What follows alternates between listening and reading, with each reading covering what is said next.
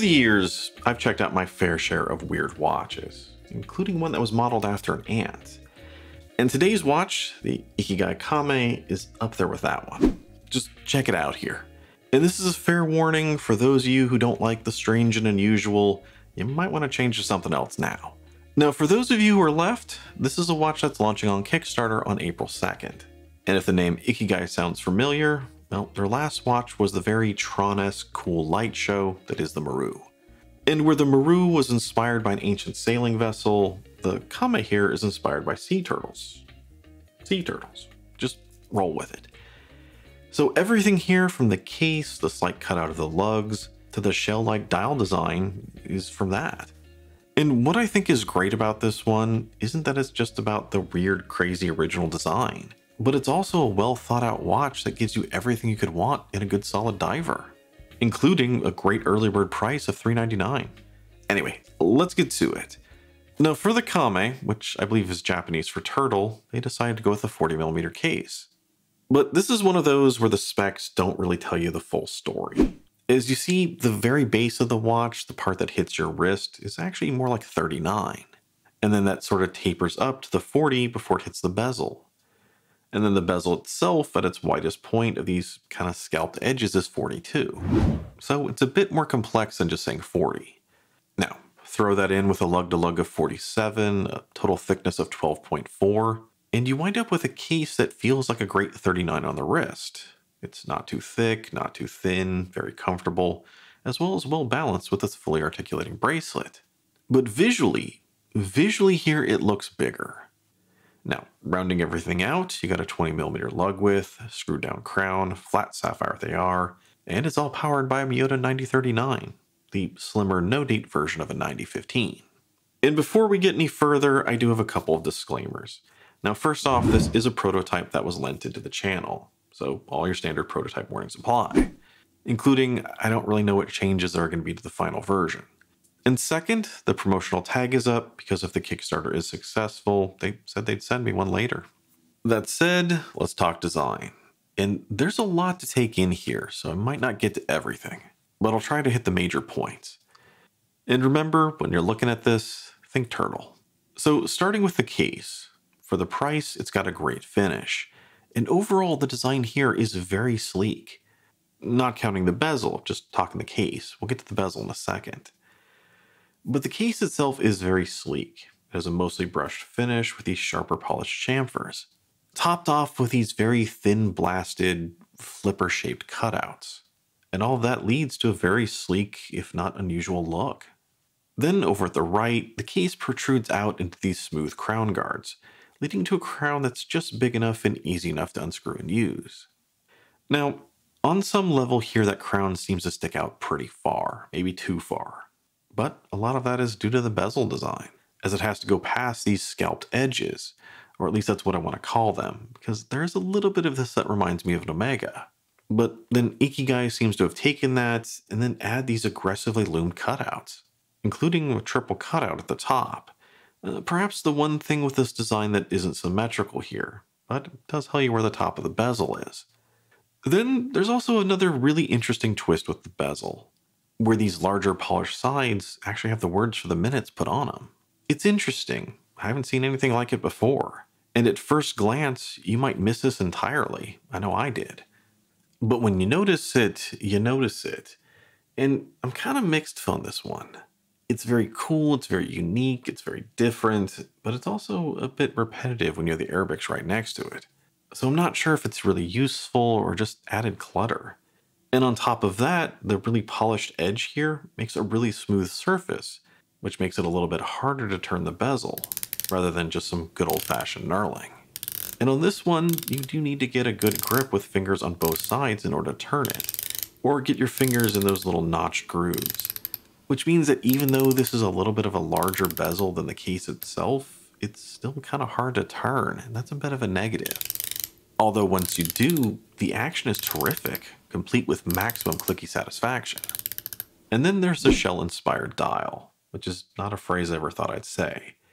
From what I've seen, there are going to be 3 different colorways. You got blue, orange, and this purple one. And normally I'd complain that there's no regular black version, but Normal doesn't really enter into it with this one. So I'm all for the vibrant colors here. But regardless of which colorway you're going to get, it all has the same killer textured multi-layered dial, where there's a sunken center that has a sunburst effect, as well as a multitude of hexagons etched into it, before rising up to the circular border, complete with aggressive angled indices. And I love how the cardinal points here just hang out over the center. Now, the shapes of the indices are supposed to be representative of shapes on a turtle shell, but at the same time, it's also very monsterish, like old school Seiko Monsters, back when the design looked more like the mouth of some sea monster that was coming out to bite you. And if you missed out on those that had those sharp little angular teeth and don't really like the current version, this could be an interesting alternative. Although the interesting thing with this is that even though the indices look very sharp and teeth-like, when you look at the dial as a whole, it doesn't seem near as aggressive as the monsters.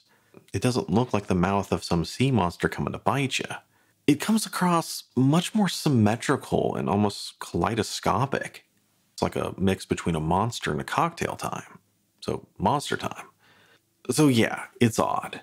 But I also like that there's a lot of functionality with this as well. They're eye-catching, they're easily distinguishable from the dial, and they add quite a bit of interesting depth, all while orientating and guiding your eyes right to the middle. Not to mention, the symmetry on this one is on point. Well, all except maybe the raised chapter ring, and this is also a bit of an odd design choice. As the brand's name, Ikigai is spread out between the 12 and the 1. And my brain has issues with this, because my brain looks at this and thinks it's completely off-center, that the name itself should be centered right on the 12, instead of off to the right.